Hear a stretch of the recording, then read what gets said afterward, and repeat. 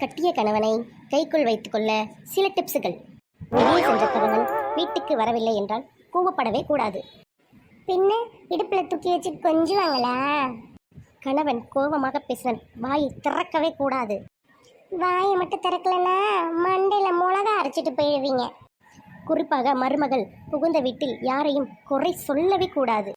விளங்குச்சு, இவ அம்மாக்காரி இவ அக்காக்காரி, என்னையும் என் குடும்பத்தையும் குறை சொல்லாம இருந்தா நான் ஏன் இவளுங்களை பத்தி குறை சொல்ல போறேன்?